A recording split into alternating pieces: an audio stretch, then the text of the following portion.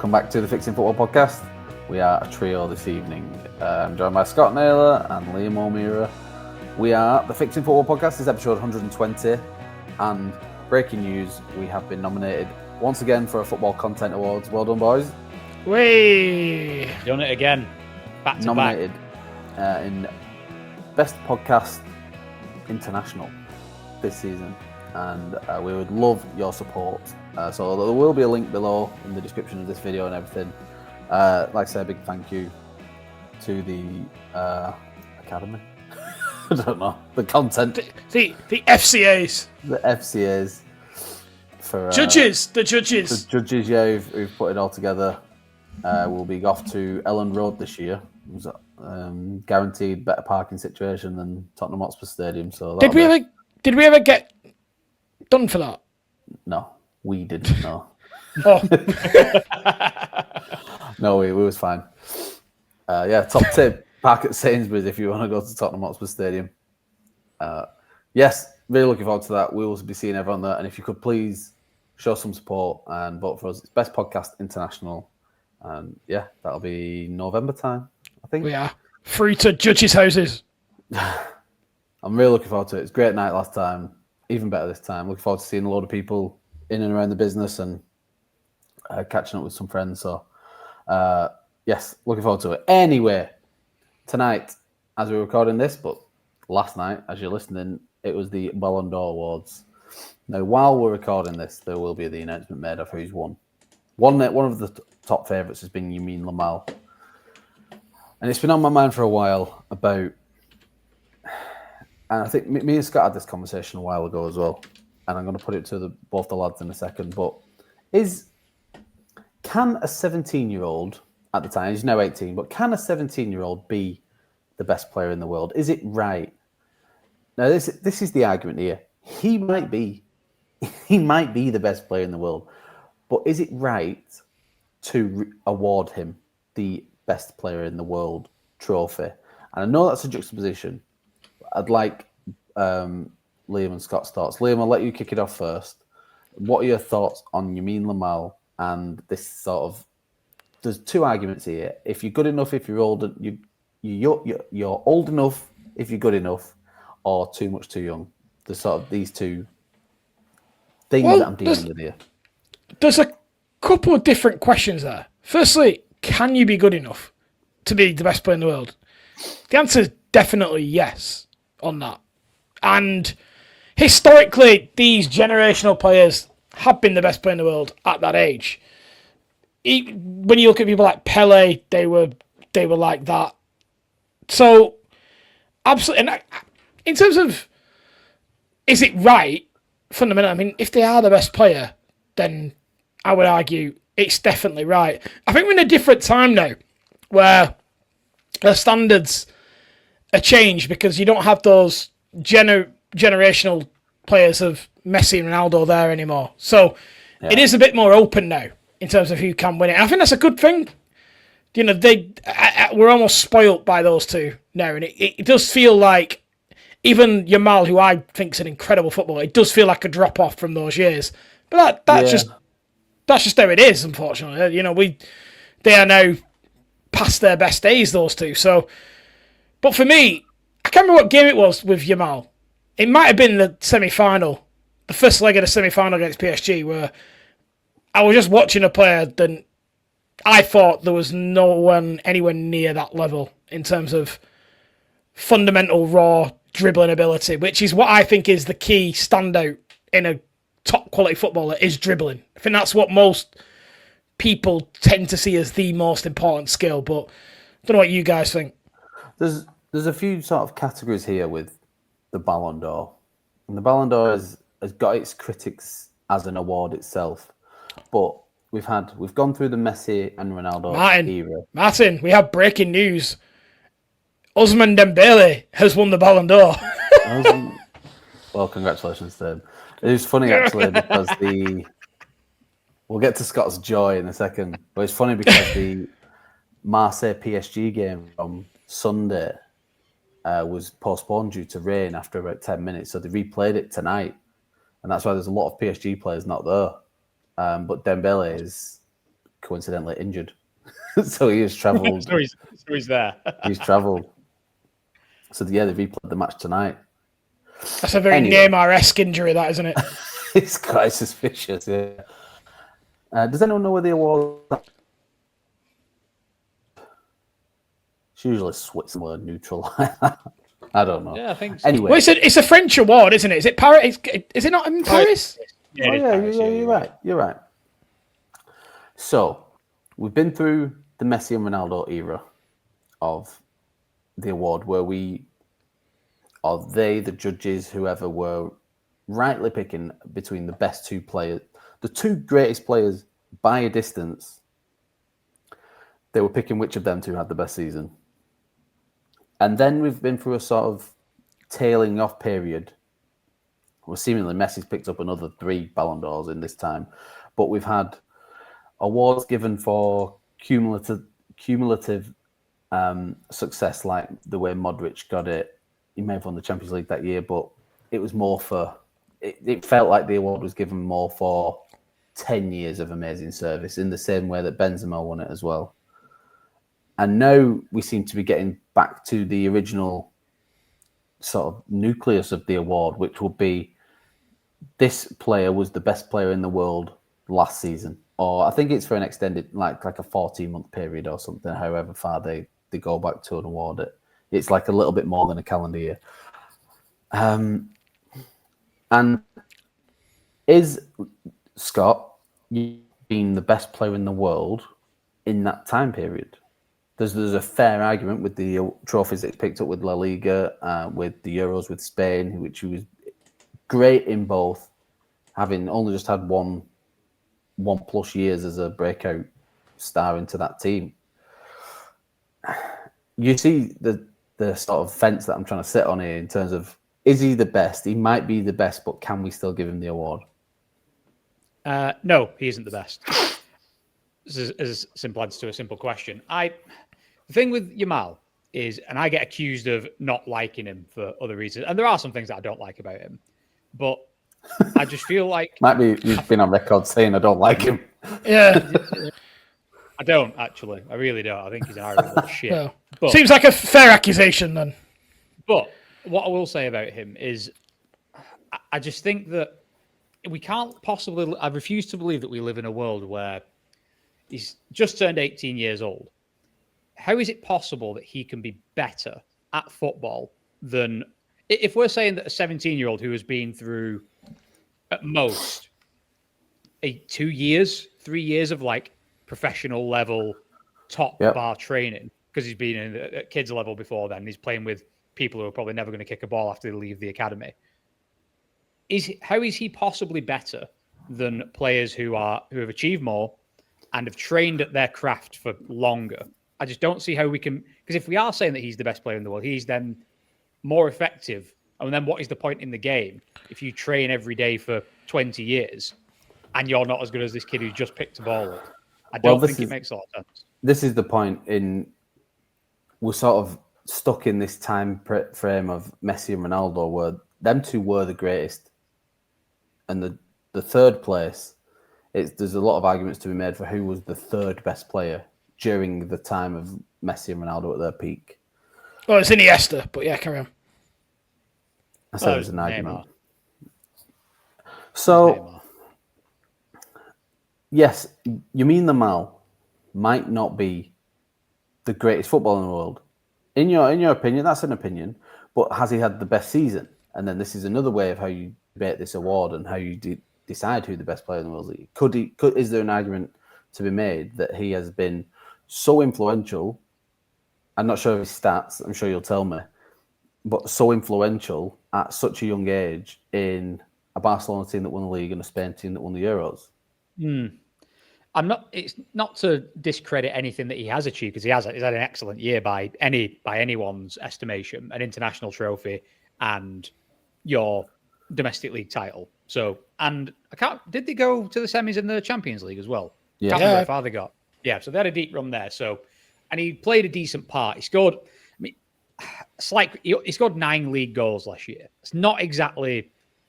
Chris Wood got double that. Like in a harder league. So what are we on? Like, it's not like a staggering output. Not say it's not all about that, of course, but he is a forward, so you kind of have to factor it in.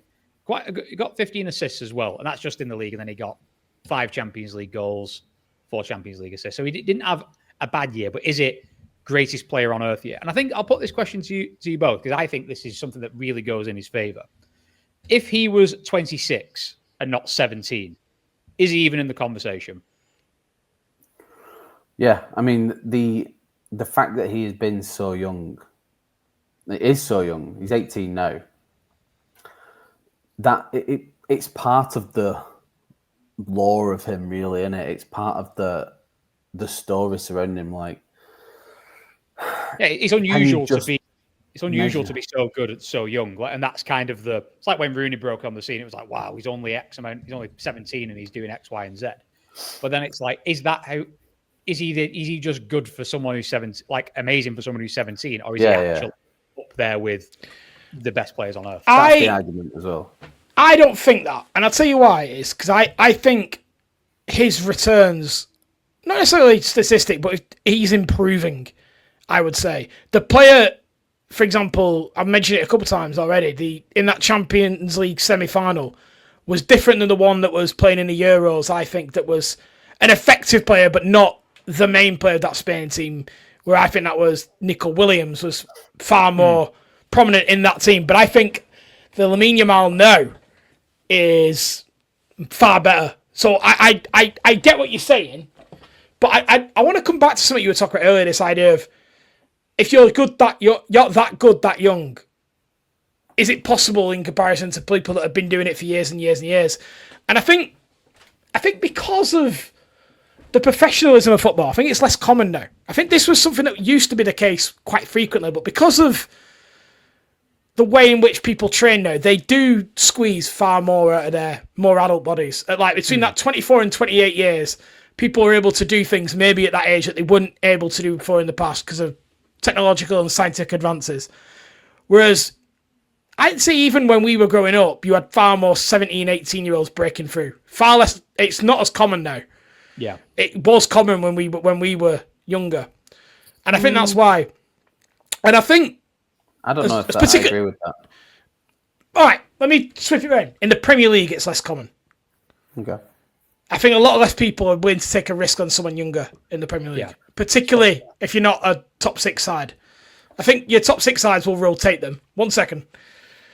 But I think if you look at other sports, it is so common for generational young talents to push through. And I think we're going to see it a little bit more now, in my view. Okay. I probably agree with that. I agree, especially there's a few factors here, and then you could look at, I mean, even just the buying policy of clubs like Chelsea and Man United, and it's basically public knowledge that their MO now is we buy 22-year-olds at the most. Like that's it. So the market has grown significantly for these players to be starting to push through. So there's that side of it. Here's a question, mine. Here's a question. Because from an Arsenal perspective, right? You had that season where Arteta sort of cleared the decks. Yeah. Which meant people like Smith Rowe and Saka got a chance. Had that not happened, has Saka had the career that he had? Because this always gets talked about Van Gaal and Rashford, doesn't it? That Rashford was almost very lucky. He was like the 4th choice striker. And is it an English problem that we don't trust people under the age of 20 in big Premier League games? The pressure of the Premier League is so severe, and the amount of money that's at risk for clubs will negate managers taking said risk. But yeah, everything is. If you look at great players in the past and young players who've come through, they are a perfect storm of being in the right place at the right time, the situation presenting itself, the manager someone having a little bit of faith in them, and that being it. Well, you nearly sold Saliba, didn't you? Like that very nearly happened in going to Marseille, didn't it? You'd load in there for 2 years, and it was almost like, do you go and buy a top-level centre-back, or do you try Saliba? And within 6 months, he's one of the top 5 defenders in the world, I would say. Yeah. But he would have been that anyway. It's just whether you're prepared to take that punt on him. Yeah. And again, each one is down to a different situation. I think there's a few factors there, but I think they're all valid as well. And they're all a valid reason for if one of them things doesn't happen, it's a valid enough reason. I'm not digging Arsenal out. I just think Arsenal's an interesting case study because you've had a bit of a few players coming through where other clubs maybe haven't. But I think it's a reflection of, I think, what is the growing trend in the Premier League. And if you look at Manu at the moment at United, it's absolutely nuts that he's having to watch Manuel Ugarte play ahead of him. No wonder he's absolutely losing his fucking mind. I agree. We've, in the last 2 years, we've had Ethan Nwaneri, who come in at 15. Mars Lewis-Skelly broke in at 17. Nwaneri solidified a first-team squad place last season. And then this season, we've seen Max Dowman start making appearances at 15. It's freakish that on the side of playing for Arsenal, being on the bench in Champions League, he's going home studying GCSEs. He's still in year 11. It's a wild thing. This is sort of leads me on nicely from what we were talking about with Jamal. Is too much too young now. Is getting into the argument. Is it right? Should there be an age limit? Should more be done, or should more be encouraged to protect? I'm going to use Max Dowman as an example here because he's so exceptionally young and good as well. He's good enough to play for Arsenal. That's how good he is. So whatever that means in any walk of life, he's good enough to play for one of the best teams in the country. That is incredible. He's playing for England under 21s last week. He's on the bench in the Champions League. It's remarkable. We use Manu. He was 17 when he broke into the Man United team. It's another example. Worse. Can I ask you a question on Dowman? Well, Let's get stuck into this, right? So Dowman, when we talked about England, you bristled at that. You didn't like that. And my question is, what's the difference? What do you mean, England national team? Because Tuchel suggested that a good season at Arsenal may be enough to get Dowman on the plane in inverted commas. So, it would be a plane to America. I should hope it is a plane. Yeah, so it would be a plane. But this is where I wonder what's the difference, because I'm of the view, and we've talked about this before, that these are short careers and you never know what's around the corner. For someone like Yamal playing in a Euros final, playing the full game. I think he played the full game. Mm-hmm. So, but he's good enough now. And you never know if there's another Euro final. He probably will. You don't know that. Like, it's easy to say. Because they said this when he got knocked out, or his time will come. You don't know that. Like, you never know what's around the corner. So if you are good enough at that moment, you are old enough, in my opinion. Like, it's an interesting debate. I get it. If Dowman's good enough for England now in a World Cup year, do you not take him because he's 16? Do you deny him that opportunity? No. Almost like you're not tall enough to get on this, Splash Mountain ride. You might not be tall enough yet. I don't think that. I don't think that. To do, hasn't he? My kickback was that he's yet to start a Premier League game. Like, if he has a great season for Arsenal, he will deserve to go. Anyone who plays well deserves to go.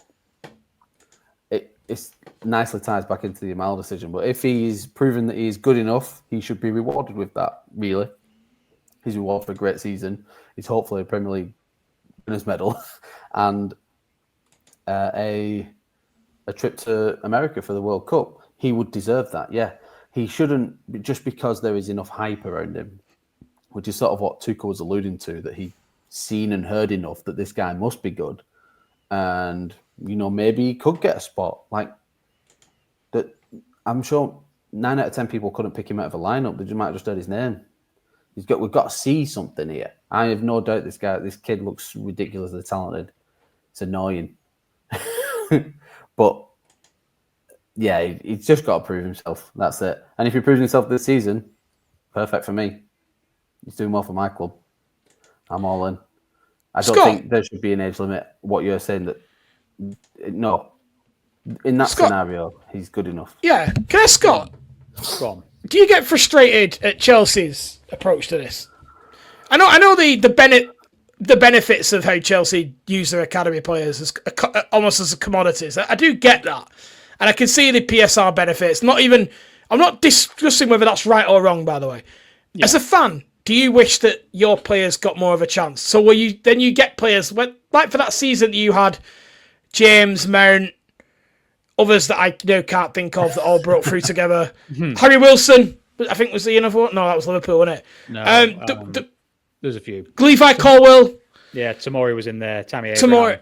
Yeah. Tammy Abraham. He was the main one, wasn't he? So that season, do you want more of that? I'm going to be brutally honest. I don't really care if Chelsea so Chelsea in it. That is. I'm Right. glad you said that. Go on. No, don't get me wrong. I agree with Martin. We've talked about this before. I think it's on record that when one of your own comes through the academy and starts absolutely, I love seeing Reece James play football for Chelsea because one is absolutely exceptional, but he's also come from our academy. He's captain in the side. It is better than a big star that we've bought captain in the side. I don't know why. It just is better. No. But ultimately, I don't support Chelsea because they've got a great academy, and I don't support Chelsea, or my support for Chelsea doesn't waver if we don't play. The best years of Chelsea Football Club, there's no academy players in the team. There was one, John Terry. He was the only one to make it, probably until that year when we had the transfer ban. We were forced to bring in the Mounts, the Jameses, the Abrahams, and all the rest of it. So, no. Situational. We were forced. Our hand was forced, and as it happens, a bit like with Rashford, he got a lucky break, and it just, the rest is kind of history. So I'm not saying it's a bad thing, but I think to try and force it, I'm not bothered. Like, if Chelsea are winning games, I don't give a shit who it is. It'd be nice if they all were academy boys, but I think and this is a problem this is a very, I don't know if it is maybe just a Chelsea thing. You can maybe chime in with your two clubs and let me know if this happens, but Chelsea have a very it's very tribal. Anyone who comes from Cobham, it's like they can do no wrong. Like, you've got Chelsea fans who are everyone's like that, sticking up for Tyreek George. Like, Tyreek George, yeah, he's great. He's not that good. He's a bit shit actually, and there's a reason why Fulham should have had him on deadline day, but something changed and it didn't happen. There's a reason why we're trying to get rid of this guy. There's a reason why we're trying to get rid of Trevor Chalobah for years, because lovely as it would be for them to be the next big thing, they're just not.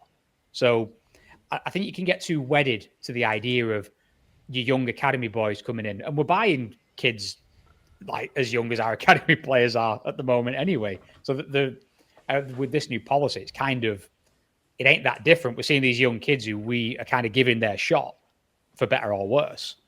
Like, if Esteval absolutely bangs this season, it will be no different than if he came from Cobham, because he's 18. We're told that this guy's the next big thing. And if he does come through, we'll treat him like one of our own. So, no, I guess, long answer to a short question, I don't give a shit. I think it is slightly different. Estevao it wasn't his lifelong dream, his family's dream.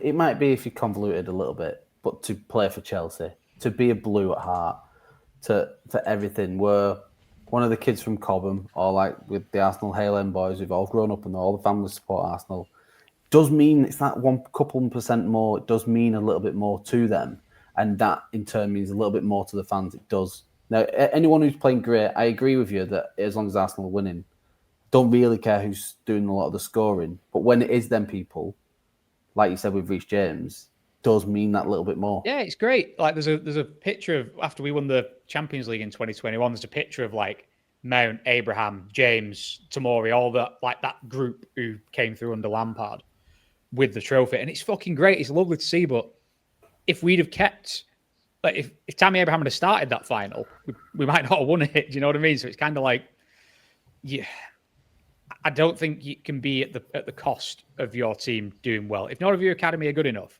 that's what most of your academy players will get sold or moved on to lower leagues. Only a small number at the very top are ever going to break through, if any of them. And I think it's nice to have, but I don't think it's something that should be like one of the key cornerstones of any football club, especially if you're at the top end of the Premier League. So we've gone down a bit of a warren here of academy graduates and stuff, but I was more thinking about how we have to be a little bit responsible in terms of expectation with these young people coming through. And Yamal's a massive example because his personal life now seems to be as big a talking point as his professional life. Yeah. I will say, though, on that is more weird journalists fucking freaks who are like, you got Fabrizio Romano talking about who he's on a jet ski with on his holiday. Like, what the fuck are you on about? One is a fucking little child to start with. The fact that you're reporting that is fucking weird. So stop doing that. And that's just like, that's tabloid nonsense. I don't think we read too much into that, but I know what you mean. It's a bit like when Beckham was at his pomp, wasn't it? Like, you couldn't have a story about his football without some sort of tabloid bullshit that was going on. I've felt this with talk of Dowman. It seems to have been more like Nwaneri was 15 when he made his debut, and I feel like there's even more hype and expectation around Dowman, something coming through, and I worry that not that they can't deal with pressure and stuff like that. It's just real weird to think about. Maybe it's something I've thought about a bit more with getting older. That when you just think when you're in your mid-20s that, I could cope with anything when I'm 15, 16, don't really matter. But it's different, Dele Alli is one of the biggest. Dele Alli is one of the biggest examples. Like, I can't remember when he made his full debut, even at MK Dons, when he was being talked up as the next big thing. It looked like, if you had to put a bet on it in 2016 or 15, whenever it was, that he was going to be fine, and he was first name on the team sheet for England. He kind of rode out those first few years of, is he going to be good or is he not? And then it caught up with him. And I think it's difficult because each player is very different. For every Dele Alli who doesn't quite work out for various reasons, probably a lot to do with the pressure, and like a Ravel Morrison, for example, you'll get a Rooney and you'll get a Rashford. Bellingham's a great one. Oh, fucking hell. I thought we'd get through this without talking about that fucking idiot, but it turns out we can't. What I know you might not love his personality for whatever reason, but you can't argue. Like, he's played more games now than a lot of players have ever done in the whole career at a professional level. Like, he's at the very, very top. At the very top as well. I'd like to run some numbers on this because that sounds a bit hyperbolic. He's played a few hundred professional career games. Fair. But I've got. This isn't a podcast about my feelings on Bellingham. We'll be here all fucking night. But I think there's a brand Bellingham plays a big part in that, in my opinion. Overrated or not, he's won a Champions League, been in the Euros final. He plays for England in the most teams. He plays for Real Madrid. It's 2 Euros finals, isn't he? Yeah. Is he been part of 2 of them? Yeah. I don't know. Was he in the? Yeah, he was in the other one. Yeah, I think he was 6. Was he 17-year-old part of the squad? I think, wasn't he? Yeah. I think, did he come on in the final as well? That's probably why we lost. Like, anyway, the way he's been managed from a personal point of view, like, you can't deny this guy's stardom as a footballer, but the way he's been handled, call him arrogant, call him whatever, but plays up to the camera, even overrated. That's up to some people's opinion. I think he's class, but he has been managed really well off the pitch, I think, and you could see when stories start to spin up that they're just clutching at the tiniest of details because they don't get stuff that they get from Yamal's camp or whoever else has been coming through at the time. Who's the other one at Real Madrid? The young Endrick. Endrick, yes. Right? There's another one. Everything started up. It's all gone quiet because he's gone off the boil on the pitch. It's a very hard club to make your name at, isn't it? Yeah. But just to clarify, by the way, unused substitute in the final, Jude Bellingham, Euro 2000 and brackets 2001, 11, sorry, 12, 21. Never mind. Fucking hell. He's a time traveller. Yeah, right. Turn up in his DeLorean. Anyway, I thought this was an important discussion to have, given where we're at with Yamal. I don't. There's no real fix here other than for the world's media to chill out, stop being weird.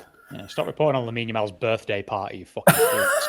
Yeah, pass the parcel for fucking Wacky warehouse. Right, we're gonna have a short break. Thank you everyone for sticking with us. Thank you for helping us get nominated. Remember to vote. The link will be in the bottom, and we'll be back in a few minutes.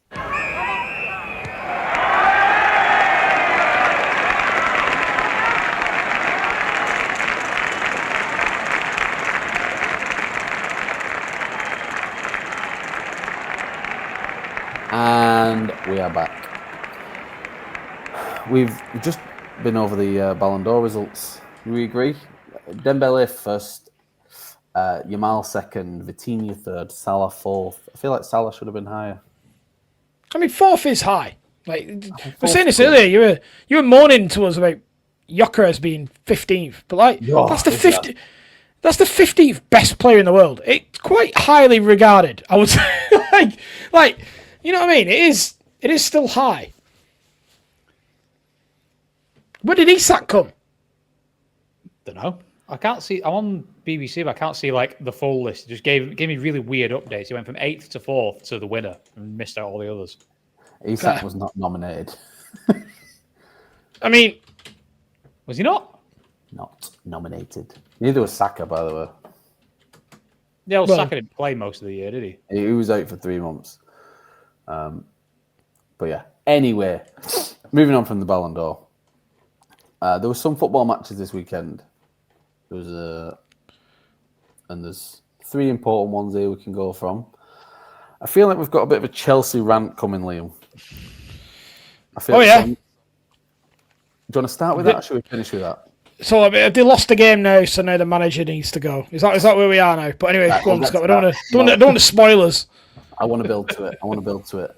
Let's go to Liam. Big one. Bolton Wanderers versus Wigan. Let's do 5 minutes each, and then we can talk about Chelsea and Man United. Okay. Well, for us, it's about high fucking time. I knew we would due that.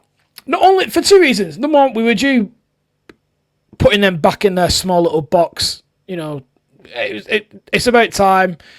Yes, they've had their moment in the sun, but ultimately, you know, the biggest fish always sort of dominates the pond, even this horrible little pond we have in this dark part of the northwest. So yeah, it's about time.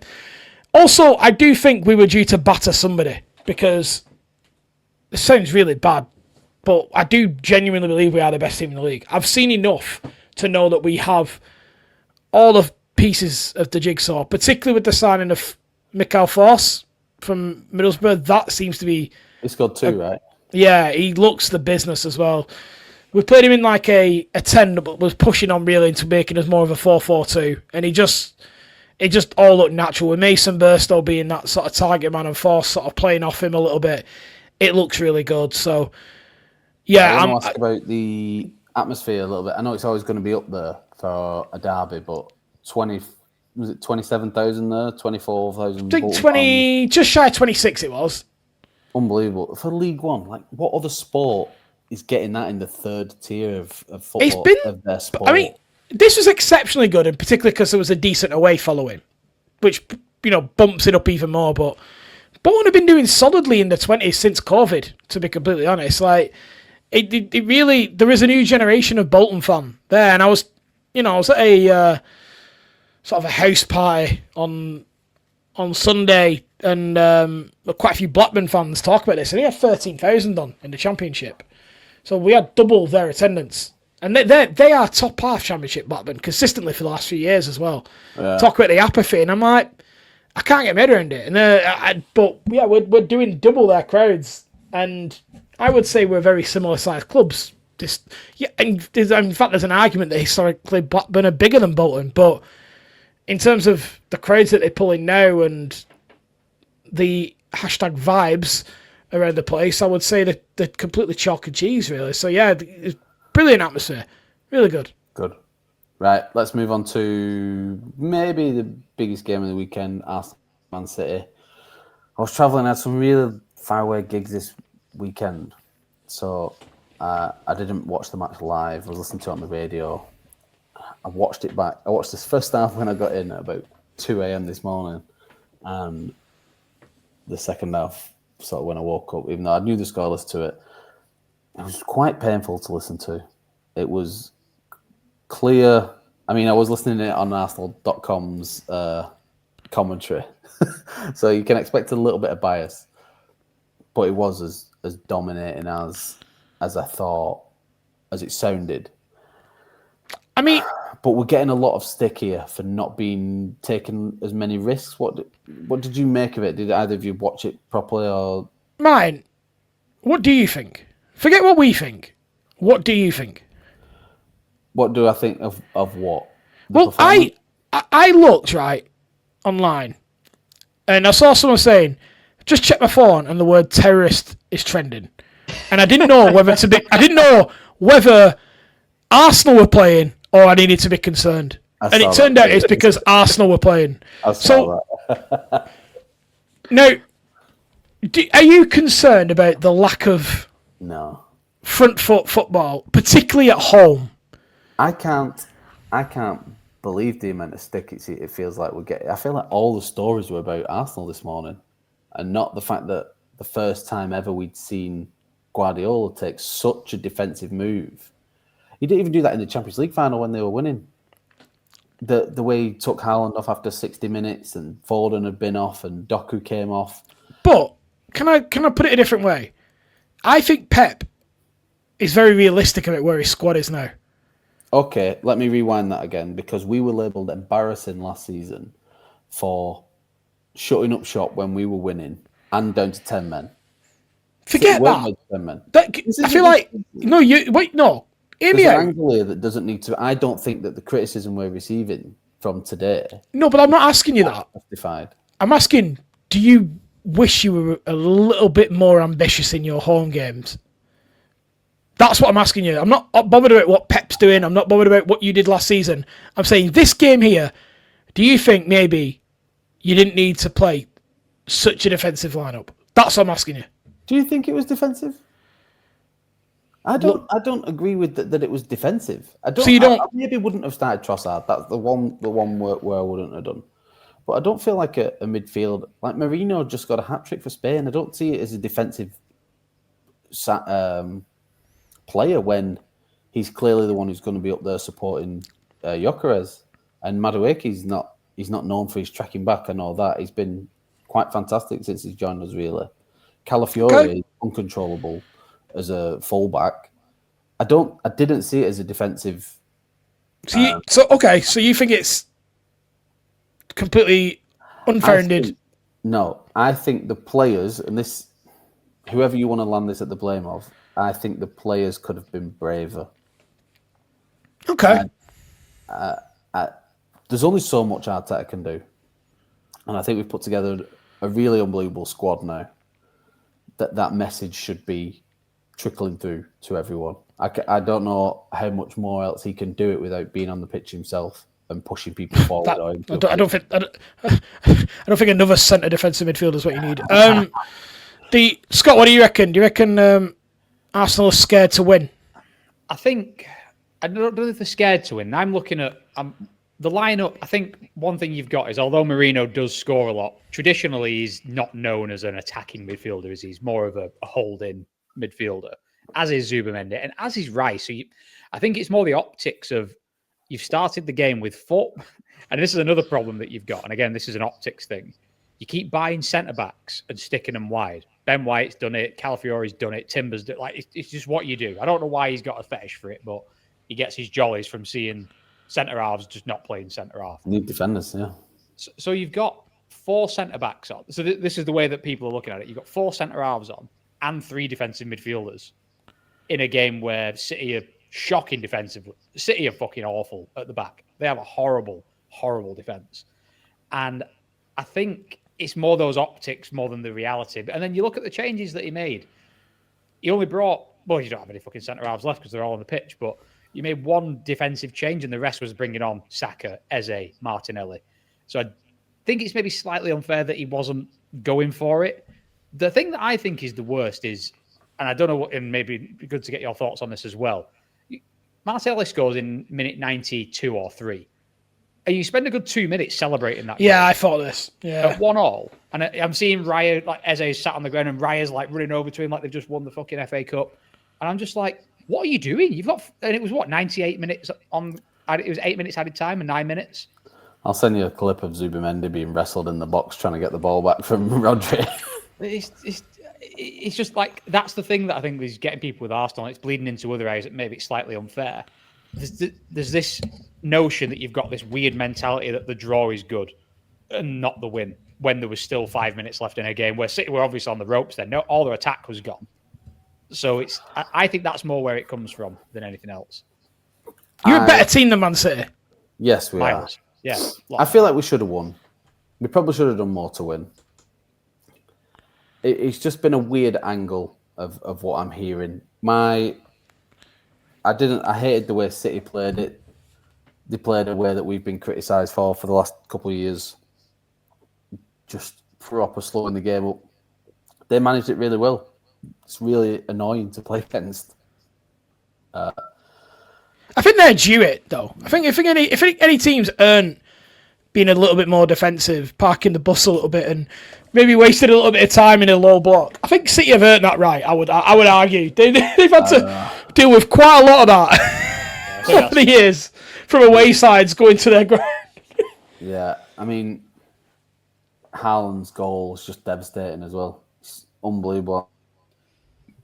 He's on fire this season. It's a freakish goal. I think there's only him and maybe Mbappe have got it in the locker in world football. I don't think anyone else has got it. What are you on about? Haaland's goal. He's all right. It's unbelievable. He leaves Gabriel for dead and the halfway line. It's like there a it is. 7-yard sprint. If Gabriel got beat, it must be world class. If Gabriel got beat. No, It was a nice finish, and doesn't do it to Van Dijk. It wasn't that good. No, he does. Haaland could do that to anyone, but he was all right. Well, he weren't that good. It was a good goal. I thought it was offside at first view, but it was actually well on. You know, when I first saw it, I was like, "That's offside," and then it was like, "Oh no, it's not. It's absolutely fine."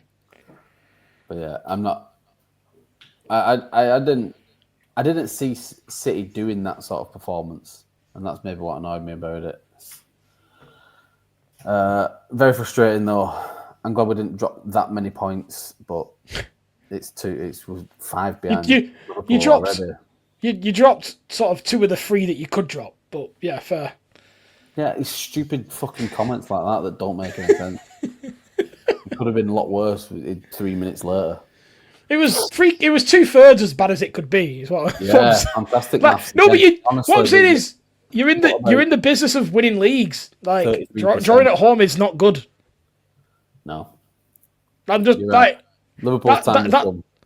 That's ultimately but that's ultimately what you're trying to do, isn't it? That is like, I'm not criticising, and this is why I'm genuinely asking, and I feel like when you say that's why when I'm asking this question about the setup. Like, yeah, I'm genuinely curious if and you both go nah. That's it. I've give you a full and true answer there. I don't think it's as bad as people. I don't like crazy overreacting, especially 5 games in now. And we've had a really tough start to the season, so I'm hoping I'd like a bit of a break from these fucking mental games. I think we've got Newcastle next. Yes. Anyway, tough away days, Scott. We saw Chelsea travel to Old Trafford on a rainy Saturday. And this was a terrible, terrible game of football. Yeah, it was always going to be. Chelsea and Manchester United have not been known for high-quality football when they face one another for a very long time. I think it's the most drawn fixture in Premier League history. Is it really? Yeah, that says it all. So, everyone will know the result by now. Man United got a win. Shock. We'll have all heard about or what I don't want the narrative to be is this the tide turning on Amarim's system? this can't be anything to do with his system. I saw a tweet after the game, and it was I can't remember if it was from Sky or somebody else. It was like a look behind the scenes at Amarim's tactics that got. I almost spat my fucking drink out. I was like, tactics. They were shit. They were awful. Do you know, in our last episode, I was very saying how much I liked Amarim. I turned on him in this game. And do you know why I turned on him? If I was a United fan, it was as soon as they were 2-0 up, he's up on his feet. I thought, mate, the other way around, you're on your haunches, shaking your head, muttering under your breath. Like, I thought, I'm not happy. I would not be happy if I were a United fan, giving it all the, giving it arms he was proper performing it, wasn't he? One of the other big talking points, Scott, and I think this is where you'll go with said rant Chelsea, but was really the spotlight on Maresca's performance. A guy who's put enough credit in the bank to maybe earn one away loss at Old Trafford. But people have been really coming at him here for really a bit of a... It was almost like the manager cost Chelsea this game, really, more than anything. It's absolutely what happened. And I like Enzo Maresca. I actually think he's a good man manager. And I think tactically, he's pretty astute. He doesn't get done tactically very often. But it might be, and I mean, as a one-off isolated game, it might be one of the worst managerial performances I've ever seen at Chelsea. I think it's 95% his fault, what happened here, which is mad. Stinker and hooked, Scott, as you like to say. Yes, sadly, we couldn't fucking hook him because no one to somebody's place. I would have fucking subbed him out if I could. But it was just, it was an awful, awful managerial performance. So, it's staggering to say when your goalkeeper gets a straight red on 5 minutes that he wasn't the worst. He wasn't the most at fault. That's how bad. That's how bad this was. So I'm going to go off on one. I've taken some fucking notes because there's just so much that I need to get off my fucking chest. We're ready. Are you ready, Liam? Are you concentrating? Yes. So I'm wearing all black for the Chelsea funeral because that's basically what it fucking felt like. So first of all, your goalkeeper has complete fucking brain damage, and instead of backing himself to make a save, get back on his line when Mbeumo comes through, or even just let him fucking score. If you can't do anything about it, let him put one in. It's 5 minutes in. Okay, it's pissing rain. The Old Trafford crowd are up for it. We've been behind the 8 ball for those first 5 minutes. But go one down with 11 men. You're not telling me that 11v11, Chelsea aren't beating Man United at the moment. So that's the player's fault out the way. That's Robert Sanchez being a fucking weapon. And Trevor Chalobah for putting him in that position in the first place. But it was fucking horror show all around. Yeah. But now everything else after that is entirely Enzo Maresca's fault. So you go down to 10 men. Not ideal. Bit shit. I would argue as a top manager, alleged top manager, or at least a manager of a top club, you should think about this and have a plan in place for this. So why you get paid fucking 10 million a year or whatever it is. So Esteval comes off. Not ideal because it's his first start for a couple of weeks. You think would have been nice to see him running at Luke Shaw and fucking ripping him to shreds, but whatever. The 18-year-old is going to come off so we can get a goalkeeper on. Well, we say that. Fucking spoiler for what I'm going to rant about in a moment. But then in the same substitution break, you also bring off Pedro Neto for tossing. So you've then just removed, for no reason whatsoever, your quickest player by maybe apart from Jamie Gittins, and you've taken him off for a third centre-back. And you're basically signalling to all of God's children that the game is over, you are playing for a point at best, because it's not like you're playing for the counter because you've just removed your whole fucking counter-attack threat in Pedro Neto. And you brought on a third centre-half to play a back five. Okay, but there was 90 minutes left. There was an entire game of football left to play in front of you against the shittest team in the league on form with a manager who doesn't have a fucking clue what he's doing. And it's just like he completely shits himself and panics and clearly doesn't know what the fuck to do. Yeah. So a few minutes later, 10 minutes later, Palmer comes off. And I switched it off at that point. My head went on fucking Mars. I was like, Cole. and admittedly, that's because I thought at first it was a tactical, another fucking Pep overthinking Fernandinho up front type fucking weird shit. But it wasn't that. Turned out it was an injury. But now I've got even more issue with it. Because Cole Palmer's apparently playing through pain injections because he's got a bad groin issue. If you have to bring a goalkeeper on because one of your players has been red carded, why is Cole Palmer not the first fucking player to be removed? Like, if you've got to do something, bring the guy on who's not fit to play, who's basically trying to do you a favor because he's the. And it was frustrating because he was the only player, 50% fit or not, who had any chance of giving us anything in that game, given the changes that he made. It's interesting, though, that the painkiller injection, because I would argue Cole Palmer's form doesn't justify that risk, in my view. Like, if he was at a point where he is Cole Palmer from maybe 8 or 9 months ago, where he's an 8 and 9 out of 10 every game, then I would understand that risk. But now, where he's a 6 or 7 every week at the moment, I think, for me, that seems a weird risk to risk a long-term injury. But sorry, carry on, Scott. No, I totally agree. I mean, I guess you look at his performance against Bayern Munich and you think, if this is Palmer on pain injections, fucking hell, some player. So maybe, but yeah, shocking. So then why is Palmer not your first fucking choice to be like, right, Cole, come off, leave Estevao on and Neto on. At least then you've still got Joao Pedro on to lead the line. You've still got 2 wingers. You've just not got anyone to link that up.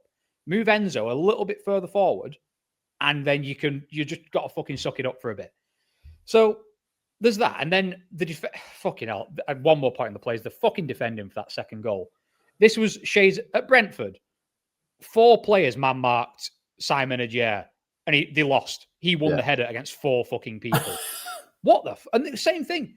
Reece James tries to clear it, fucking slices it up in the air. Jorgensen stands there like a dickhead for about 5 minutes just staring at it. Although he's got a lot of stick for not claiming the ball. But he would have had to run into a crowd of about 7 players. 3 United, 4 Chelsea. Yeah, it's hard that. Is he really going to get... If he comes for it and gets muscled out or whatever, I mean, he might get the benefit of the doubt on the foul. You can easily get caught under them. They're tricky then. Yeah, and then what if he fumbles it and spills it to fucking whoever, Fernandes or Casemiro, and it's in anyway? So then... But for me, you've got Tosin, who's 6'5". Lou doesn't even jump. Not the only player who goes for it is Enzo, who is too late because he's coming backwards from further away because he's marking some other cunt on it. So it's like, why is he the guy who can see this? Some other cunt. 4 fucking centre halves on the pitch and not one of them jump. And Luke Shaw beats Tosin, Chalobah, fucking Frank Leboeuf, whoever the fuck else we had on, and fucking. No, easy goal. And Casemiro, that fucking geriatric piece of shit, he always scores against us. I fucking can't stand his face. Anyway, then, to make it even worse, Casemiro, said geriatric fuck, gives you a lifeline and gets sent off a few minutes before half-time. Yeah. Now it's 10 versus 10. But you've removed your whole fucking forward line. You have no Pedro Neto, no Estevao. Palmer's okay. Palmer fair. You can maybe allow that because he was injured. But again, if you just made him the Jorgensen sub, you're 10v10 with a miles better attack than theirs, and you've got a chance in the game. So it's just complete fucking negligence from. You're giving Enzo Fernandez the job of being Joao Pedro's link-up man in the absence of 2 wingers. Enzo Fernandez is a lot of things, but athletic and fast, he's not one of those things. I've got more. I get that there's probably a few more points we can make here. Oh, there is. But Enzo Maresca is a very new manager. He's not new to football. As he said, his dad's been a fisherman for 20 years, 70 years, while he's been a footballer for 20. And he's do some fucking fishing this week. He's a new football manager. Was it a worrying sign for you, or just down to a head loss, being a little bit naive and unprepared as a manager when it comes to a situation like that? That is rare, but that maybe a manager a bit longer in the tooth will be able to deal with. It's all of the above.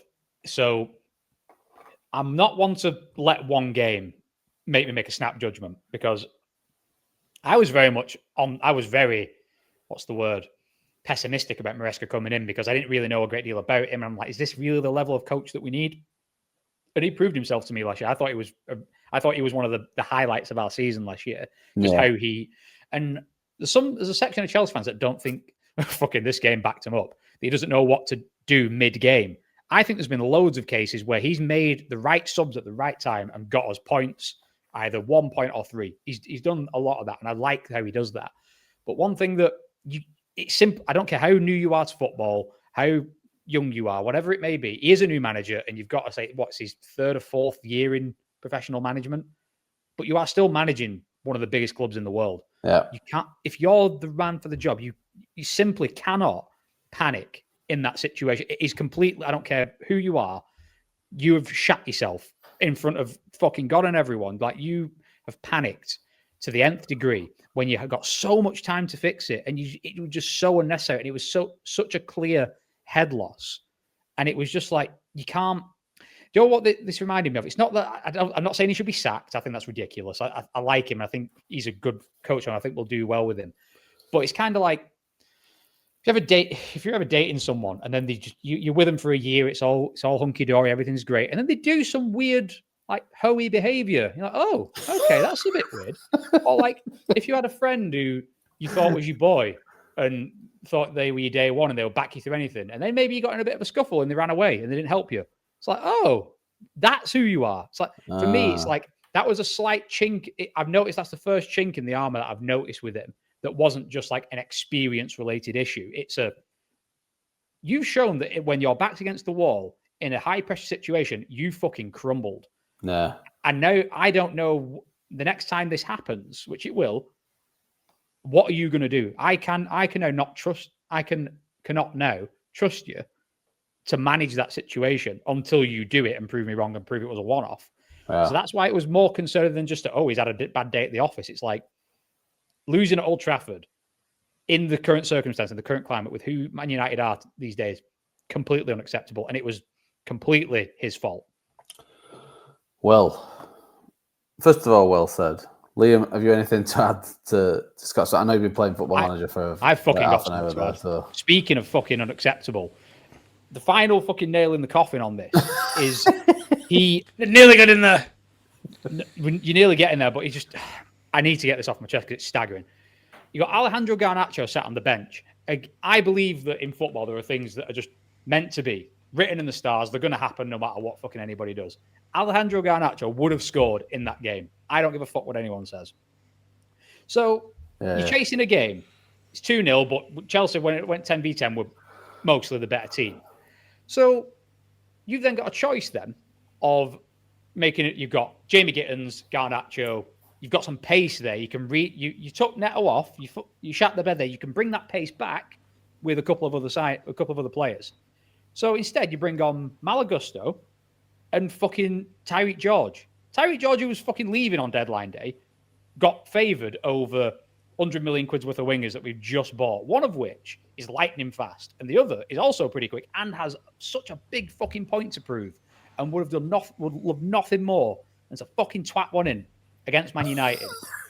And it's like, see, and then he said what fucked me off the most. He tried to justify it and say afterwards, "Oh, I was going to bring Garnacho on, but then Wesley Fofana said he was feeling his thigh, and he needed to come off." And I was like, "Well, that's fucking bullshit because you still brought a forward on anyway, so you didn't have to be Tyreek George. You could have still sub Fofana out, put Gusto in instead of he puts Gusto in Cucurella position when we've got Hato, who is the backup left back." He just sat there, dick in his hand, doing nothing. Bring a right back on. It's like, you fucking idiot. Honestly, it was a plethora, a cacophony, a symphony of fucking error. And my head was completely on another fucking planet after seeing it. So I was like, I've never seen a manager lose his fucking head the way he did there. I think it was fucking an absolute shit show. Yeah, I've got nothing to add to that, man. To be completely honest, I think I think every angle of that game has been covered. The main one for me was Neto. Really didn't understand that substitution. That's your out ball. I would almost be tempted to. There's so many subs I would do before that one. I would even be tempted to play Neto as a striker for counter attack, or maybe as a central two next. And that's probably what I'd have done with Pedro.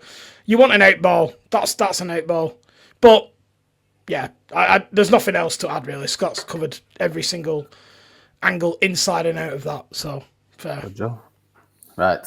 we will leave it there. That's all our teams covered. Hopefully, we'll have a better week next week. Back Carabao Cup action this week. Scott, who've Chelsea got this week? Lincoln City away, which, I mean, I would say we need to win it, but what do we learn from battering Lincoln City? Fucking 10-0. Shit all. The imps versus the gimps, I would say. Fucking hell. Arsenal got what's Arsenal playing Port Vale, and I might be going yet. That's local. I'm gonna say you get a ticket. Yeah. Stoke. Liam, what's interesting about Arsenal v Port Vale? Apart from everything that would be interesting in that, the Valiants. I mean, I don't know. Have you got something in to the tell me? 92 that aren't named of the town or city where they are. Oh. Well, there we go. There's some facts that people could take with them. Thank you, everyone, for listening. Thank you very much for all the nominations again. Please do vote for us. It would mean a lot if we could get something on the night. Let's do a little bit of recognition. And well, like I said, we'll be there having a fun time anyway. So the link will be in the description below. Please don't forget to like, share, and subscribe. Do all that good stuff. Comment, join in the conversation with us. We really appreciate it. We really appreciate everyone who's been with us this far. We hope to see some more people along the way. Scott, Liam, thanks very much as always, and we will be back next week or whenever. Who knows? We'll be back soon. Love you all. Farewell. Goodbye.